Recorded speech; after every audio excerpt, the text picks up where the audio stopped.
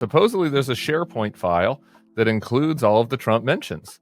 So if they wanted to end the story, on the cover-up part of the story, they could just release the Trump mentions that they have gathered, that FBI agents have gathered, and let people decide for themselves. Like, that seems to like a very clear and easy way for them to get out of the cover-up story, and they don't want to do it. And I think that is eyebrow-raising.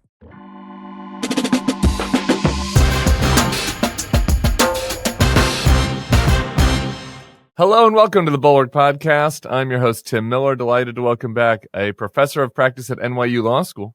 He served as the chief of the fraud section at DOJ. I don't think there is a fraud section anymore, so that's an old job. As well as the general counsel at the FBI. He's an MSNBC legal analyst, co-host of the podcast Main Justice, and his Substack is Behind the Headlines. It's obviously Andrew Weissmann. What's going on, man? Things have been so quiet. We're so quiet. I don't even know how we're going to fill a full podcast today. But I have to start. Unfortunately, we're now, as part of a settlement, we're now required to begin the podcast with this public service announcement. So before we get to the news by Ghislaine Maxwell, I want to play this as I'm obligated to. I'm Donald J. Trump, and I endorse this message. Trump, his penis is teeny tiny, but his love for us is large. USA. Did you get a chance to watch any South Park this week, Andrew? I didn't, but it's nice to start on this high note. I just want to let you know that if you want to talk about Trump's teeny tiny penis on this podcast, you're free to. I wanted to start there to kind of as a tone setter. I wanted to work it into the legal issues that All right. Well, the FCC approved the merger between Paramount and Skydance, or that the Scheinhardt Wig Company, or whatever the oversight company is. So congrats on firing Stephen Colbert and paying a tribute to the president, to the folks at CBS and Paramount. But the South Park guys got that in under the belt. Can we just talk about that for 1 second, yeah, sure. Which is that it really looks like an extortion racket that is going on. Whether it's on the business side where you're talking about Paramount or the CBS settlement, or the law firms that have settled, especially when you have Trump saying, it's amazing they're giving all this money, but they haven't done anything wrong. And so even if you thought that the president was not intentionally doing it that way, which is like, blinking at reality, it's clear that's what the recipients here, the people who are doing it, they are feeling that they have to pay this up because they're concerned about illegal retaliation. It's just so unbelievable. We are in, Russia. That is what happens in a country where you have no rule of law, where you have these companies and law firms thinking they need to do this in order to not have the government illegally retaliate against them. And universities. I mean, it's Orban. It's literally what's happening with Orban. And Colombia pays the racket. Totally. I was on with Chris Jansen yesterday, and they played like back-to-back clips of Linda McMahon saying, now the Colombia is has to practice viewpoint balance. And then the Columbia professor or president next saying, well, we don't feel like the government is involved in our curriculum, and it's just like, what? I mean, like back to back, it's like the administration sees it that you guys totally folded now and were extorted successfully. Well, that's this other thing, which is that you have the administration saying that we think it's unfair that private companies are partisan, whether it's a university or a company. Guess what? They're private entities. They can be as partisan as they friggin' want. Yeah. I don't know. Okay. I don't know. 10 o'clock in the morning. I'm already. If the Democrats ever get back in charge, watch out, Hillsdale. That's all I'm going to say. We got to get to the cover up. I want to talk. I really want to talk to you because of this, because it's way outside of my experience and expertise. It's kind of what was happening with the Attorney General and Ghislaine Maxwell down in Tallahassee yesterday. But like before we get into kind of the details of Todd Blanche, since we haven't talked since this Epstein stuff blew up, I'm just kind of wondering your biggest picture thoughts about the cover up. It was a New York Times story yesterday. It just sort of talks about how this spring the FBI and Justice Department made a all-out push involving hundreds of employees to scour the files with an attempt to find something to release, and then turns out they didn't release that. So I'm just wondering your biggest picture thoughts first. So big picture, and I was talking to our colleague and friend, Nicole Wallace, about this, which is the administration is completely schizophrenic in their approach here. On the one hand, they want to say, oh, we're being as transparent as possible, and we want to release everything. And Todd Blanche tweets out that, he's gotten an order from the president to be as transparent as possible. And yet they're not releasing so much information. I think that the Department of Justice has said that there's about 30 gigabytes of information that they amassed in the course of doing the Epstein investigation. And of course, the Ghislaine Maxwell case went to trial. So having been on the other side of this, you develop tons and tons of evidence. And so that's not surprising. But in the same token that they're saying, oh, we want to be completely transparent, they then do not release all of the information that they have the power to release right now. In other words, everything that's not grand jury, with a few exceptions, can be released right now if they really thought that they should be transparent. Instead, they filed this motion for grand jury material, which is information that is highly unlikely to be at all sort of pertinent, or it's so narrow. And so you just know that they know already that Trump's name won't be in that grand jury information. They also know that the law is dead set against them, which is why one judge has already said no to this. And so they are really doing it to say, look, we tried to be transparent, but look, the bad courts, these rogue, horrible judges are preventing us from doing it, which, I mean, to me, it's just so misleading. And it just is assuming that their base are a bunch of morons that can't follow that, they keep two thoughts in their head at the same time. And so they're thinking, oh, we'll pretend to be trying to be transparent when we're not. That was a decent bet up until recently. I think maybe they might have run out of luck on the betting on the base to be too stupid to see what they're doing. So just on this, like two thoughts. One, just on I think what we can very clearly call a cover up at this point. The Times story, it's kind of a little credulous for my taste. I don't know if people have want to go back and read it, but it goes through this TikTok and kind of talks about how, the administration came to, look through all the files and see that they didn't have anything that they could release as far as, criminal conspirators or, people that they could indict or whatever. Though that wasn't really the promise, that they were just going to release, so that they were just going to go through the information to figure out if there were other collaborators to indict. And they said that they were going to release the files that demonstrated who else was involved in the conspiracy. But anyway, among that oversight, the Times writes this. Among other tasks, the lawyers were instructed to flag any mentions of Trump and other celebrities, including Bill Clinton and Prince Andrew. According to one of the former officials familiar with the process, the references were recorded in a Microsoft SharePoint online collaborative file. So they literally have a file that includes all of the mentions of Trump that they could release if they wanted to. Absolutely. So look, having done these kinds of investigations, there is no question that the FBI and the prosecutors, in preparing for the case, would be trying to identify every single witness, every single victim, and every single co-conspirator. And sometimes the witnesses and the co-conspirators can overlap, but that will be put together. And here it is just so noticeable. You don't see any career people being they could have a press conference with career people being asked those questions and giving the information. Instead, the lead career person was fired, Maureen Comey.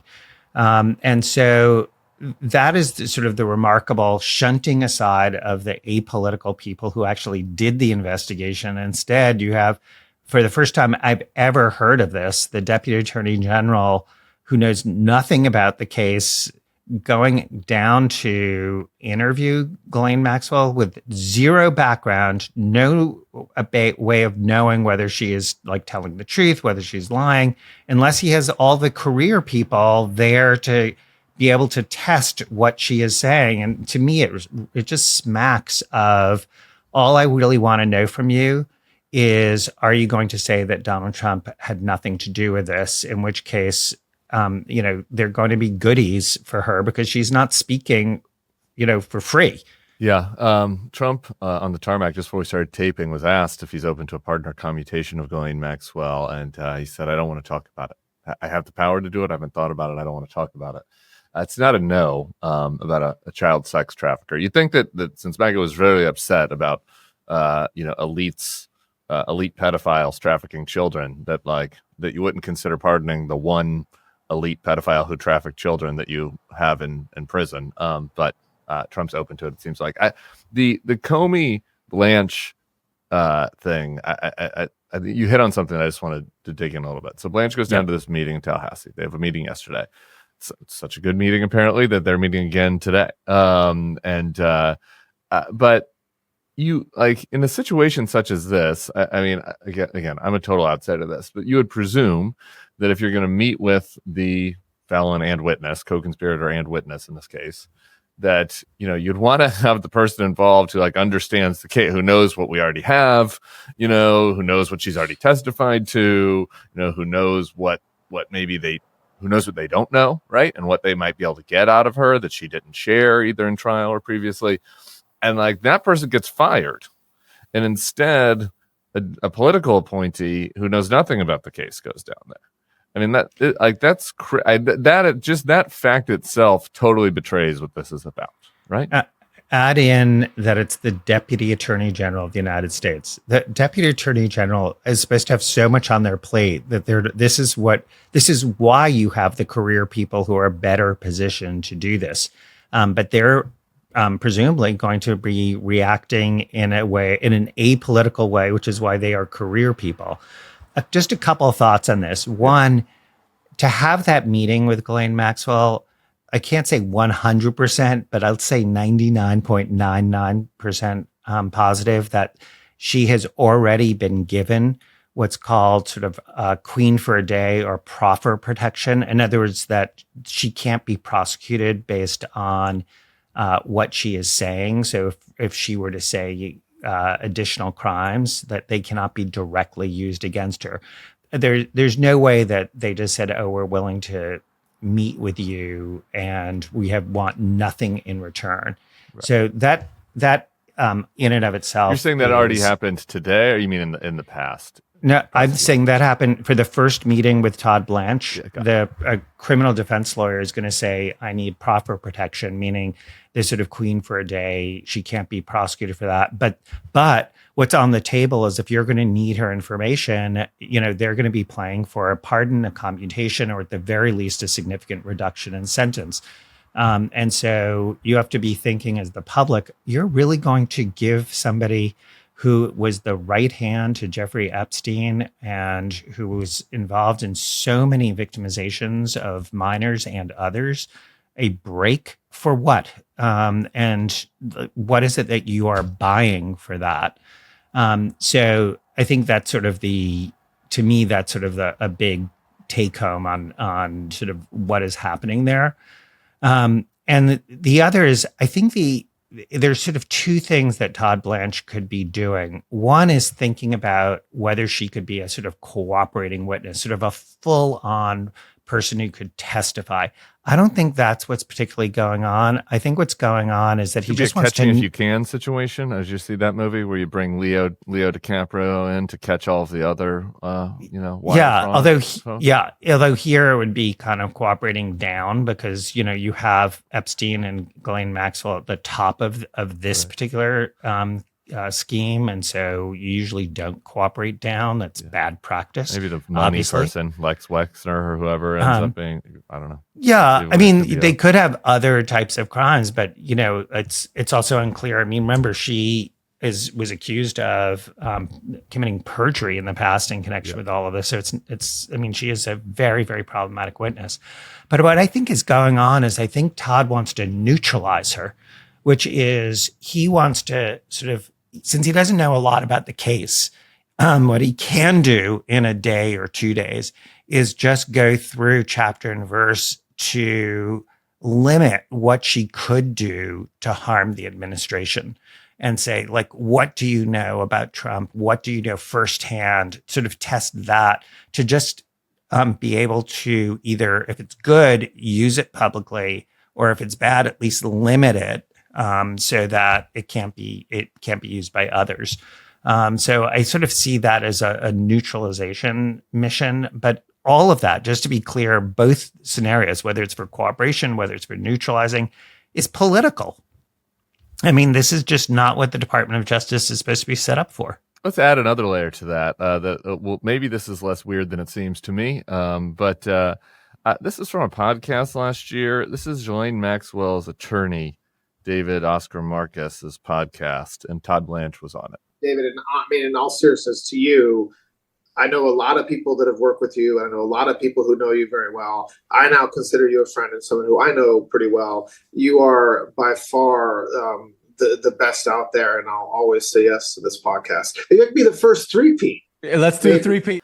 I mean, and then Marcus yesterday's tweeting after the meeting, looking forward to another productive day tomorrow. Ghislaine honestly answered every question that Blanche asked, and she'll continue to do so. We're grateful that the government is trying to uncover the truth. They've never before spoken with her, and we trust the process. A weird 76ers reference there, I think. That's pretty strange. No, is it for them to be that close, or is a conflict? Or is it not? I don't know. You tell me. Well, they definitely are close. I mean, one of the things that happened on that podcast is it was revealed that one of the lines that Todd Blanche used to criticize Michael Cohen at the criminal trial. Remember, Todd Blanche was Donald Trump's personal lawyer, and by all sort of appearances, he seems to still be functioning in that exact role. That one of the lines that he used came from David Marcus, came from the lawyer for Ghislaine Maxwell. But I don't think it's right to draw too much from the fact that the defense lawyer and the prosecutor know each other or like each other or are friends. That I have seen that in the past. Judgment, though, wouldn't, if you're Blanche, like, oh, this is my buddy, shouldn't I bring in an assistant U.S. like somebody else to deal with this instead of me? Absolutely. So just to be clear, one of the things, and I don't know that this is not happening, but you never, ever meet with a witness alone, period. And there's a couple reasons for that. One is that you need to protect yourself. What if the witness turns around and says, you know what, Tim told me the following, and you can be like, no, I didn't, but you know who can testify about that? The FBI agent who was with me and the other FBI agent who was with me can testify. And so you don't turn yourself into a witness. So you just have to, and every prosecutor, and Todd certainly knows this, he was raised as a career person in the Southern District of New York, you have to have those people with you. So I'm sort of going to be curious in the reporting about who else was in that room. But the most important thing is what you're not hearing is that any of the career prosecutors who are on the case are not in the room. So keep your eyes and ears open for other prosecutors to either be fired or to resign over what's going to happen here. I feel like the Maureen Comey story just has been a little underplayed, and obviously it's been covered and got attention, but I just feel like, and you can say this about a million stories, but like in any other administration, like this would be all consuming. I mean, it's crazy that you would fire the person that was the lead prosecutor on Epstein, on Maxwell, in the middle of this, brouhaha, and do it without any reason. I it's totally unprecedented, right? Like this is extremely out of pocket. It's totally unprecedented, except for the Trump administration. So just to be clear, the answer to the question of, are there other co-conspirators? Are there people who participated in this scheme, who assaulted or even raped people or minors, sort of adults or minors? The person who will know that is Maureen Comey and the other career prosecutors and agents on the case. They went to trial against her. So this is not that you know everything when you go to trial, but the people who will know chapter and verse and the answer to the questions that the public is sort of clamoring for is the person you just fired. Yeah.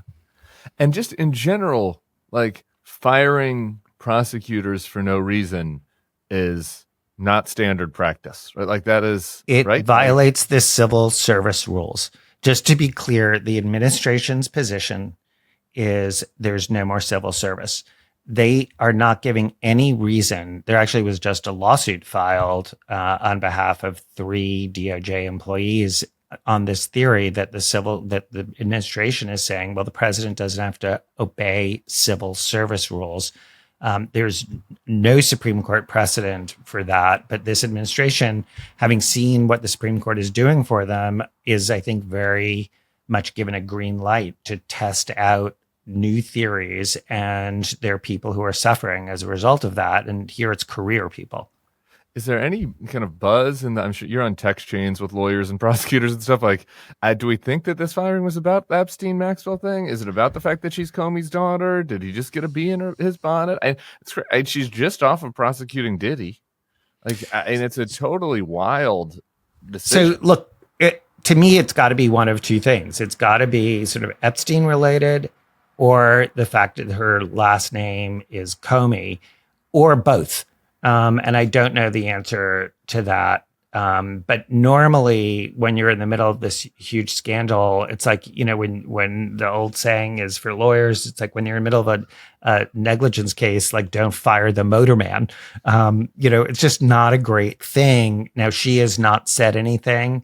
I think she's, very professional, but you can be sure that the people in the Southern District of New York who know the truth are going to not participate in a cover-up. In the same way, it's so similar to what we saw with Mayor Eric Adams, where we saw multiple career people, both in New York and at Main Justice, resign over what the administration was doing.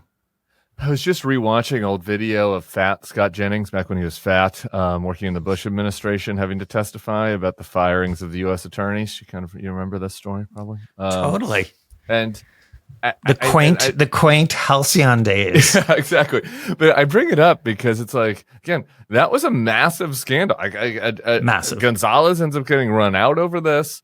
And it was over the fact that there were some firings of U.S. attorneys for political reasons. Like, here we have this, or Maureen Comey gets fired, and it's either dictated by Trump, like you'd assume, where the executive branch just making these sort of decisions about independent career prosecutors in the DOJ, or it's Pam Bondi is worried that, I don't know, like something politically on her end. But again, this was an all-consuming scandal for a while for the Bush administration, when their firings were at least relatively defensible as compared to this, in the normal process of a new administration, whatever comes in and wants to put it in their own people, right? This is just a person getting singled out.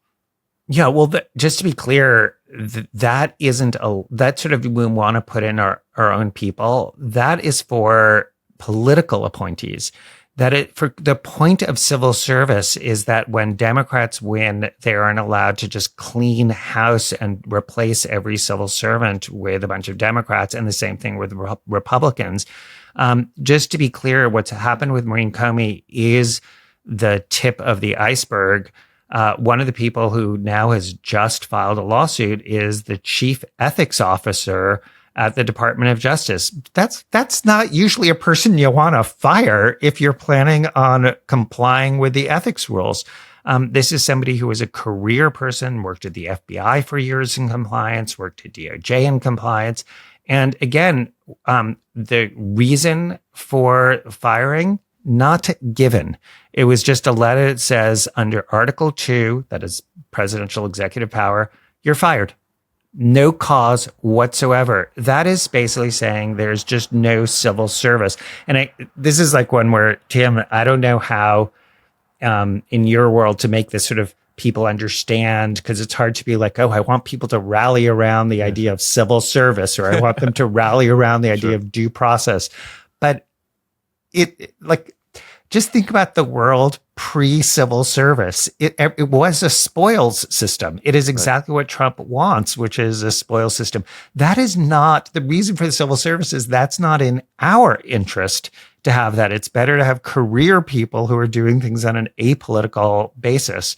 And so Maureen Comey is just a perfect latest example of that problem. Yeah, it was the U.S. attorneys who were fired during the Bush admin. It was David Iglesias was the main one from New Mexico. I should maybe call him, see what he's up to these days. Maybe he has thoughts about Scott Jennings' new career. Hey, y'all, I don't know what it's like buying seafood in your neck of the woods. We've got some good little seafood markets in New Orleans. If you ever find your way down here, check out Porgy's. But, it's always tough. You don't know what the quality is going to be. And you want to make sure you have something that tastes good and is nutritious. And I love our newest sponsor, the Wild Alaskan Company. The Wild Alaskan Company is the best way to get wild-caught, perfectly portioned, nutrient-dense seafood delivered directly to your door. Trust me, you haven't tasted fish this good. I've been cooking more because of Wild Alaskan. We appreciate all of our sponsors. They're generous in letting me test stuff out. But the Wild Alaskan people go overboard. I get these boxes full of seafood. You've got the coho salmon, the Pacific halibut, Pacific rockfish, bunch of different types of seafood. I have so much. I only have so much time to cook. I've been giving out some of it to the neighbors. The neighbors are thrilled. We are loving our Wild Alaskan. It's 100% wild caught, never farmed, nutrient rich and full of flavor. Wild Alaskan fish is frozen off the boat to lock in taste, texture, and nutrients like omega-3s. If you're not completely satisfied with your first box, Wild Alaskan Company will give you a full refund, no questions asked, no risk, just high-quality seafood. Not all fish are the same. Get seafood you can trust. Go to wildalaskan.com/bulwark for $35 off your first box of premium wild-caught seafood. That's wildalaskan.com/bulwark for $35 off your first order. Thanks to Wild Alaskan Company for sponsoring this episode. The other thing, just while we're on U.S. attorneys for a second, I want to get back to Epstein stuff, but can you educate me on what is happening in the Alina Habba situation? This is something that's she gets named interim U.S. attorney for New Jersey, doesn't get confirmed, and then the judges in New Jersey decided that she can't stay on, and then the administration fired her deputy. So in two districts in the country so far, the Northern District of New York and in New Jersey, the person who was selected by the Trump administration to be an interim U.S. attorney at the end of 120 days, if they don't have a confirmation vote within that 120 days under a congressional statute, the judges decide who continues after that 120-day period. The reason you and I have never really focused on this issue is the judges uniformly say if the 120 days has gone by, they just re-up the person who's there. Why? Because under Democratic and Republican administrations, while they have differences of policy, and they have policy differences, the person's qualified. Yeah. The person's not outrageous. The reason you're hearing this is the first time I can ever think of, you have two separate district court benches, not a single judge. The entire bench votes and did not vote either of these people to continue in their position. That to me is really the story, which is these people were so unqualified that you have a bipartisan group of judges in two separate districts saying back to back, we're not going to nominate this person. And so they selected the first assistant. That's the number 2. And then the administration has played games to try and figure out how to get around that issue. And they're doing that in both districts. And it remains to be seen. It's a lot of very complicated nuances as to how the statutes work. So what's happening in the meantime in New Jersey? Like bad guys are just not getting prosecuted, basically? Well, I think they're being prosecuted. But if I were a defense lawyer in New Jersey and the Northern District of New York, I'm going to file a motion saying that the actions of the U.S. attorney, who you say is the U.S. attorney, are actually what we call ultra-virus. That is, there's no one who's actually in that position. So this is going to certainly get litigated because defense lawyers have zero reason not to litigate this. Ultravirus, like Latin, not like a virus in your body. Yeah, sorry. This Latin. is what happens when I you did invite 2 me years of Latin. on. Jim Broderick King would be pretty happy with me for catching that. For a second, I was like, ultravirus. It's like, oh wait, no, yes, virus. Okay, got it. JD Vance probably knows some Latin. I want to talk about him for a sec. So there's that Wall Street Journal story about the letter that Trump wrote about all of the wonderful secrets that him and Jeffrey Epstein shared. Yeah, birthday letter. The Times. you mean the one he didn't write? Is that the one you're referring to? Well, yeah, that's what we're getting to. The story's unclear about that exactly, whether what his posture is on this, about whether he on the tarmac today was like, people wrote letters in my name all the time. Is that really true? I mean, did they do drawings for lewd drawings in his name all the time? Maybe. I don't really know. Tim, that hasn't happened. You haven't had that? People writing letters for you and doing lewd drawings and then signing it Tim Miller? I mean, I'm just and then putting it in a bound book. Public notoriety level that Trump was at in the 80s. So like maybe that will happen to me sometime where I'll start to have interns doing things in my name. But not yet, unfortunately. Yeah. All emails sent by me are sent by me so far. Yeah. So, this is one where this reminds me of, remember when we were covering the Mar-a-Lago criminal case, which seems like about 1 million years ago? Yeah. And every single day there was a different story. Like the documents were planted. No, they're my documents. It's like, I mean, it was really like the defense du jour. No, in my mind, I declassified them. And then I was like, no, I heard him declassify them. It's like, I thought he did it in his mind. And yeah, right.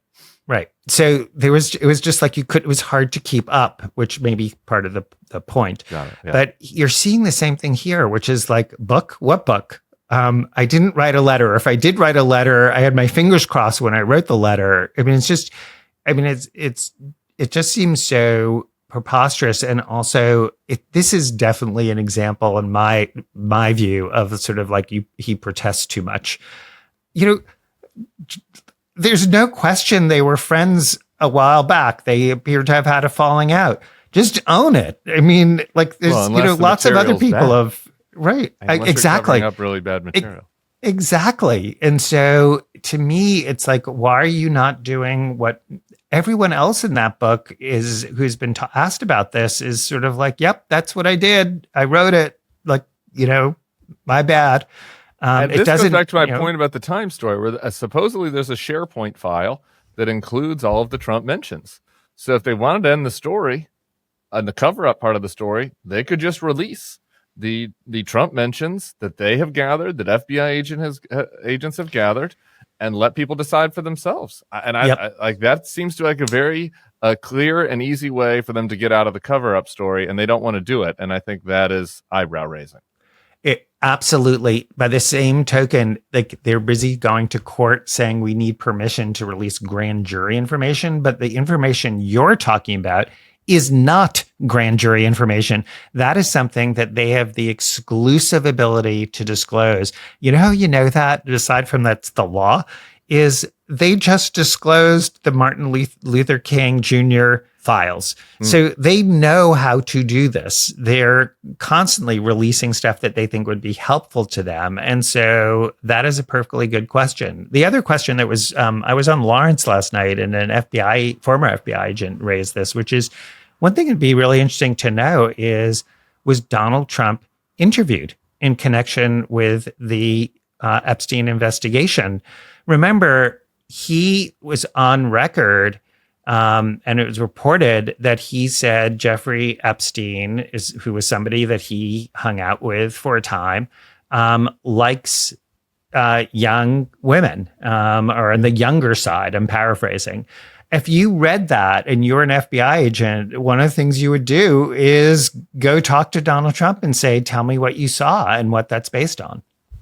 Well, then you have Maria Farmer, who in 1996, apparently, and in 2006, apparently, said to the FBI when she was interviewed about this that she was underage when Epstein was trafficking her, and said that she went to Trump Tower, met Trump, and Epstein, I don't have it in front of me, but said something like, "She's not for you, Donald," or something. And then they went into another room and she overheard them talking in ways that seemed creepy and suspicious.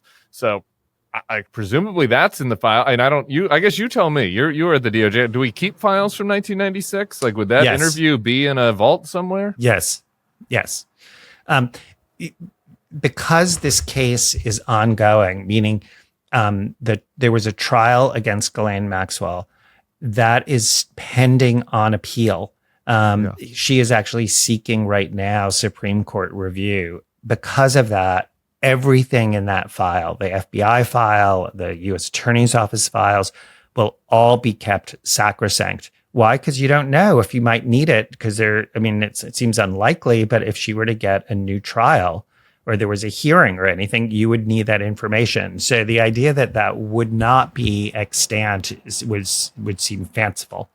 Remember, they have said that there's gigabytes of information in the file, and that's it's hard all for me material. to get my head around. That's like when we say we have 36 trillion in debt. Like, what is gigabytes? Like, what? I don't know. Like, how does my computer have a gigabyte on it? No.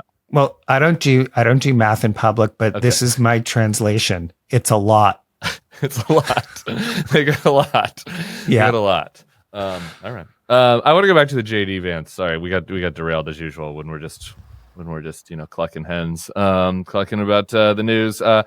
JD. So originally he said the story was bullshit. The Wall Street Journal story. The Times has now confirmed it. The New York Times. And then Chris Hayes was tweeting asking him about this, and JD, since he has nothing else to do, like replies to people on Twitter. And I want you to read you his reply to JD, or his reply to Chris Hayes rather. The contention, which is pretty clear if you just read what I said. Anytime somebody says that, it was pretty clear what I said. Like red flag. They're just red flag. That's like it means it was not clear actually. Okay. Anyway, the contention, which is pretty clear if you just read what I said, is that it's bogus for the Wall Street Journal to publish a hit piece without showing us the letter. I have no idea if the book exists. WSJ won't show it to us. I have no idea if the letter exists. What I find absurd is the idea that Donald Trump was writing poems to Epstein. Poems is an interesting word there. And I find it equally absurd that a major American paper would attack the president of the United States without revealing the basis for the attack. And we all know it's going to happen. They're going to dribble out little details for weeks in an effort to assassinate the president's character, et cetera, et cetera. Man, that is a non-answer. This is why I'm a lawyer and I like courts of law where facts matter and you have follow-up questions, because this is when if that was the answer I was given in a court, I would have said, okay, thank you very much, Mr. Vance. Now, could you answer my question? This is just like distraction. It's like, it doesn't actually, it's like so much about that is wrong. So look, he obviously said something, and it's not a very full-throated. It's a full-throated attack on the Wall Street Journal, and it's typical for Vance, a very smarmy and condescending attack on Chris Hayes, but it's not a really vigorous defense of the integrity of Donald Trump. Like, I don't know, maybe he was sending like little pubic drawings to a child sex predator 20 years ago. We just don't know. The real issue here is that the Wall Street Journal is mean. Yeah. So, by the way, it's so interesting. You and I have the same instincts as a prosecutor. When someone says, well, generally, blah, blah, blah, it's like, aha. So, yes, look, this very well could be JD Vance putting his finger in the air and going like, I'm going to do what I can, but I'm not going to lash myself to the birthday letter, right. and vouch for that, because I hope I have a political career post-Trump. Here's another interesting JD Vance thing that I can't get over. I was watching this video with this guy, Tim Dillon, who's a MAGA comedian podcaster. And I know just on its face, that sounds like you're rolling. I know. I was like, can you just repeat that again? Yeah, he's a comedian podcaster who is MAGA. And of people who fit that category, Tim Dillon is the funniest, actually. So if you're interested in just kind of seeing what it's like on a MAGA comic podcast, like that's the best one to do. Low bar. I mean, the competitors in the space are not great in my experience. I don't know if I've done a full, canvas survey of every single MAGA comedian podcaster, but I've never seen a funny one besides him. So he's kind of funny. Anyway, he had dinner with JD Vance a couple weeks ago. He said on his podcast that he was pushing JD on this. And JD said to him, like, they really don't have anything. and then all of the video, all those gigabytes of video, is just commercial pornography.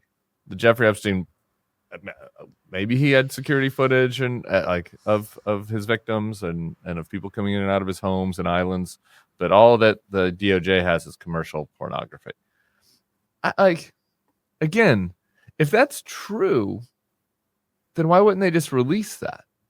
Isn't that weird that was what he was saying in private to a ostensibly friendly podcaster? Also, how does JD know that? I mean, there are just so many follow-ups, which is, the president has said, I wasn't even told anything about, what was in the files. And then the reporting from the Wall Street Journal is, yes, you were. And now if you have JD Vance saying, this is what I know what's in the Epstein files, the gigabytes of whatever that is, I know what that is. I mean, how do you know? Who told you? Right. That's a great point. We should send this clip to Tim Dillon, and maybe he can ask the follow-up questions to JD Vance, since they're apparently By the way, having dinner. I thought of a good Bulwark episode because I'm always looking out for how to promote the Bulwark, which is that. I think it'd be great to do an entire episode, which is a review of MAGA comedians and like play their best and worst clips and then have you with someone funny, not me, obviously, going through it. Right. Dry, I would say.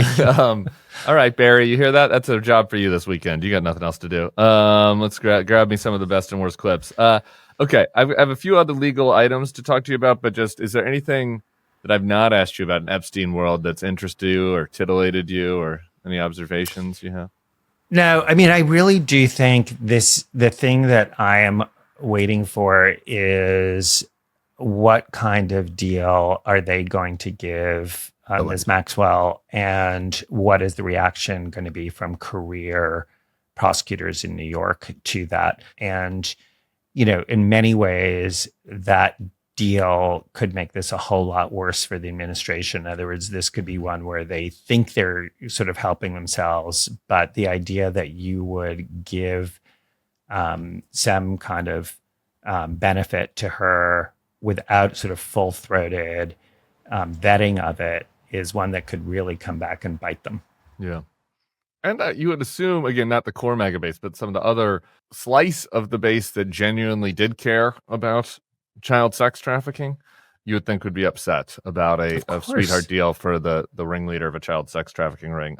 Just last thing on this, actually, I mentioned this to, God, man, I'm doing too many of these podcasts. I can't forget did I mention this to Chris Murphy? Who knows? You guys can listen to the tapes. I mentioned it to somebody. I do worry. I worry, I guess the wrong word, because I actually don't care. I think that Bill Clinton should be worried, and Hillary. Like, if I'm them, what I'm doing is the way to distract is I tried this thing where we're going to jail Obama. That hasn't really, that dog hasn't hunted. I don't think the Obamas are quaking in their boots. You're the legal expert, so let me know if you disagree with that assessment. But I think they're probably fine. But to find them, I'm getting info from Ghislaine on Prince Andrew and Bill Clinton, and I'm not going to name any other names, but I guess Trump mentioned Larry Summers this morning. So other people of that ilk. And I'm putting that out there into the world to distract from Trump and hope that, over swamps the cover up side of the story. That feels, that feels possible, right? I don't know. Do you think that's what they're going to try to do? Well, that is the strategy right now is definitely that, which is look over here. Yeah. And throw that stuff out. This is, again, if this was a court of law and I'd be like going, okay, that's great. We'll turn to that. We'll turn to the allegations that she has about Bill Clinton, about Prince Andrew and whoever else. Now, can we just focus on Donald Trump? We'll get to the others, but while you're throwing all that other stuff out there, can we just talk about what she knows about him? Because seriously, the things that are incontrovertible is that they knew each other, appeared to have socialized with each other. And so she's not going to be able to say they didn't know each other and they weren't friendly. I mean, so that wouldn't be credible. So the issue is, what else does she know? And if she suddenly knows nothing about Donald Trump, but she remembers, something salacious about, some Democrat, I don't know that that's going to, the sort of MAGA that's thinking there's a huge cover up here is not going to be particularly satisfied. But is there legal jeopardy there potentially for those folks, or who knows? Highly unlikely, because this is so long ago. Yeah. There's a statute of limitations, and also you're not going to bring a case based on her word. Right. So it's like a media question more than a legal question. It is exactly a media question. But again, people should really focus on your point. They're sitting on tons of information from lots and lots of different sources, and instead they're interviewing the number two in the scheme. And they're interviewing her with the person who knows, the least about the case. I mean, it really stinks to high heaven in terms of what's going on here. All right, a couple other things. So we've got Emil Bove. I don't know how we're saying his name. Emil Bove. He was one of Trump's henchmen that was then nominated for the Third Circuit Court of Appeals. The Senate voted earlier this week 50-48 to proceed with consideration of his nomination. So he hasn't been confirmed yet. This just kind of lets him come to the floor. Murkowski and Collins were with the Democrats in opposition. This guy is there's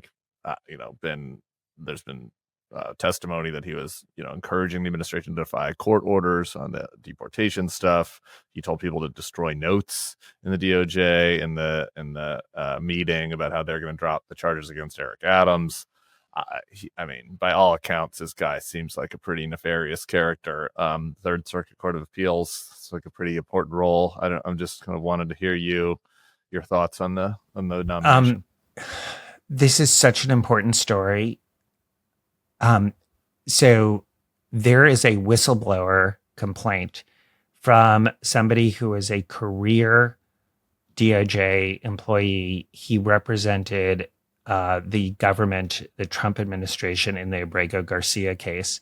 Is this Sassoon or one of the other ones? This is Reuveni. Okay. Reuveni. It's a 30-page whistleblower complaint. It was given to, of all people, Chuck Grassley, who is Mr. Whistleblower. And he has given both his complaint and corroborating emails and text messages about Mr. Bove. Also, career prosecutors from the Southern District of New York have also said this guy is really bad news. He is not fit to be a judge. He, as you said, is reported to have said about the Abrego Garcia case and other immigration cases that if the judges order us to do things, we may have to just say, sorry, fuck you. And when he was asked about that in his confirmation hearing, instead of directly answering, he tried to dodge. And then I think it was Senator Schiff who said, you need to answer the direct question. He said, well, I just don't recall. Okay, so let's just be clear. You have somebody who wants to be a Third Circuit judge saying, I don't recall if I ever said we'd have to tell the judges to go fuck themselves. And the other side, so I don't recall. That's non-evidence. And on the other side, you have the whistleblower who, by the way, represented the Trump administration in all sorts of things that you and I might find really politically distasteful, including the so-called first Muslim ban. So we're not talking about some deep state person. Yeah. And so he said that is what happened, and he has put it in a sworn declaration. So you have uncontroverted evidence on this, and Chuck Grassley has not allowed Reuveni to testify and to have that come out. And yet you're going to put this person on this Third Circuit Court of Appeals, which is the court just below the Supreme Court. So if you're Donald Trump, one of the ways that you eradicate any checks and balances is to put people like Bove onto the courts so that you don't have to worry about any checks and balances. It's all going to be about presidential power with not worrying about the judiciary or Congress.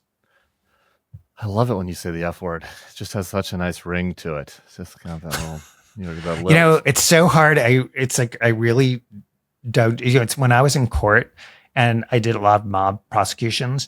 And, mob prosecutions, it's like when you start, playing tapes and you have to just use them in court. I mean, it's like every third word. Yeah, right. And out of court, I am known to dip into that language from time to time. in court, because of this solemn nature of it, you just I would at least sort of gloss over it and just go to the next word. So it still is a little uncomfortable. But here, the word's so necessary because it's just so striking that it is like saying, hey, Tim, have you ever said that you were going to rob a bank at gunpoint? And you're like, I don't recall. Yeah. It's like, Okay. Seems like you probably did. Just very briefly, like for folks who are not, not as familiar with us, like the Third Circuit Court of Appeals, it's not just like some random job. Like this is pretty significant to have a judge. Huge. To be that. It's a lifetime appointment. Exactly. And there's district courts, there's the Court of Appeals, and then there's Supreme Court. And just to be clear, what everyone in my world thinks about is when there are vacancies on the Supreme Court, lots of rumors about Justice Alito and Justice Thomas stepping down and giving the appointments to Donald Trump, are we going to see a nomination of Emil Bove, of an Eileen Cannon, of a Kaczmarek, these people who seem to be willing to do the bidding of the president as opposed to the separate role that they're supposed to be inhabiting when they're in the judiciary? I don't know about Sam Alito retiring. That would mean he'd have to spend a lot more time with his wife. It seems like a real pill. But I don't know. Maybe he's into that. I don't know. All the different flags. And anyway, Venezuela. We had our good news about how the hostages that we took and sent to an El Salvador concentration camp were released and got to go home. We've seen some good videos, nice videos of Andre and others. It's been really heartwarming. Meanwhile, on the legal side of things, Boasberg said yesterday that he may initiate disciplinary proceedings against DOJ lawyers over their conduct in this case about how they sent the Venezuelans over the court orders. Is that, I don't know. I'm skeptical that anybody experiences consequences these days, but is this real? Is this legit? Talk to me about this. Sure. By the way, just going back to the sort of prisoner swap point, as the New York Times has reported, what we got was the return of to this country, exactly, of somebody who's been, I think, charged and convicted of killing not one, not two, but three people. Yeah. That's great. Max, I think. Yeah. I'm really focused on that because that's an even more gruesome murder. Yes. I mean, so like that, and that's when we're busy deporting people, but that's who we want to import. Like I'm not sure the exchange here is working for us. In terms of consequences, there's only so much at the end of the day that courts can do. I do think if you look at the sort of disciplinary committee actions, and I know this feels very small for people who are thinking about criminal cases, huge civil judgments. But if you look at the history here, the legal profession has done a pretty good job of policing their own. You do have Rudy Giuliani and many others who have faced significant consequences to their law license. And again, I'm not trying to say that is. I'll take it. I'll take exactly. I'll take something. And so you can see what Judge Boasberg has to deal with is, how can he deal with criminal contempt when the party that usually brings the criminal case is the Department of Justice? Well, they're not going to be doing it. He has very little civil authority for a whole variety of reasons. So disciplinary proceedings is one way of telling the lawyers who show up before him, you're an officer of the court. And if you do not uphold your duty of candor to the court, at least that's an area where I really can take steps and do something. I think that's an area where Judge Boasberg can say, if you don't uphold your duty of candor to the court, I'm going to take action and I'm going to send your case to the disciplinary committee. And that can be very serious to the person, and obviously can lead to disbarment. All right. God willing. We'll keep an eye on that. Last story. Somebody can fact check me on this. I'm pretty sure I have not mentioned the name Kitara Ravash George Santos since he was kicked out of Congress, because I hate the story. I hate him. I hate giving him attention. And he's such a drama queen. And I don't get humor. A lot of people get humor out of him. Not me. But I want to mention him today because he's going to jail for a 7-year sentence for wire fraud and identity theft. His offenses range from getting a vendor to forge a Baruch College diploma to presenting false financial disclosures, claiming he was a multimillionaire. He was accused of faking donations in the name of relatives, creating a fake nonprofit to solicit donations, and running a credit card fraud scheme to steal from elderly and cognitively impaired donors. Then he spent the money on Ferragamo and Botox and the Hamptons. So anyway, do you have any thoughts about George experiencing consequences? Yeah, look, he is clearly a serial liar. Judge Seibert obviously saw it that way and gave him, pretty significant sentence. But this is actually, I'm in the course of writing a book sort of about this issue of what I call sort of politicians who lie and sort of what we can do about it. And in many ways, yes, he deserves everything that he got, but it's not like we don't have examples of people who seemingly have done worse. Just again, let's go right for the big one, which is there was fraud in the election and I deserve to win. And Joe Biden was not actually honestly elected to be president, which a huge percentage of the Republican Party believes. And there's never been evidence to support that. And to me, that's a lie that is much more insidious. As bad as what George Santos did, that is a worse lie.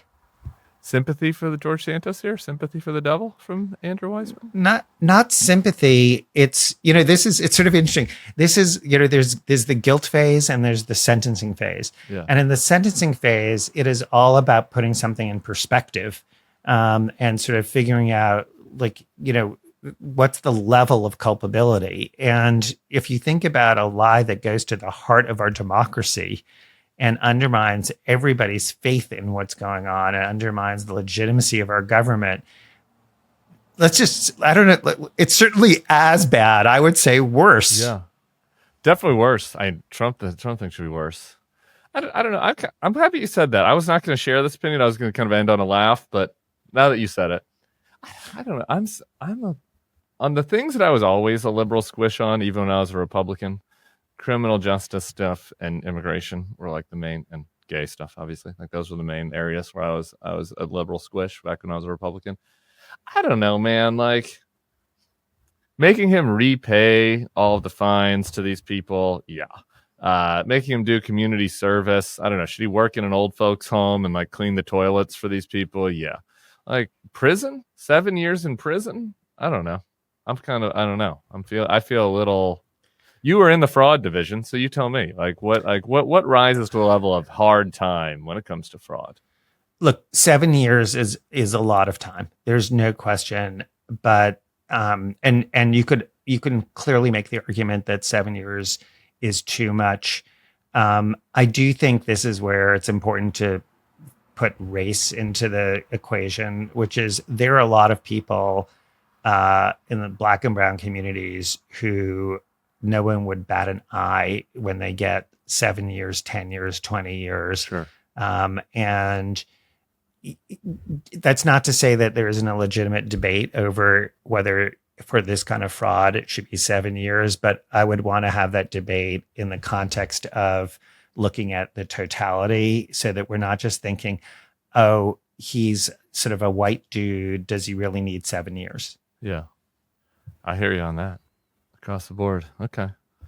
Ghislaine Maxwell is really the devil, probably, on the topic of the pod. It probably was a little harsh. Andrew Weissmann, any other final thoughts for us? Weekends? No, but there's so much to keep an eye out for, and so I'll be back. You will be back, and you will be accepting my requests when you come back. Thank you so much, Andrew Weissmann. Really appreciate your Thanks time for having always. Me. And we'll be seeing you back here on Nicole and around town. All right. Everybody else, we'll be back here on Monday with Bill Crystal. See y'all then. Peace.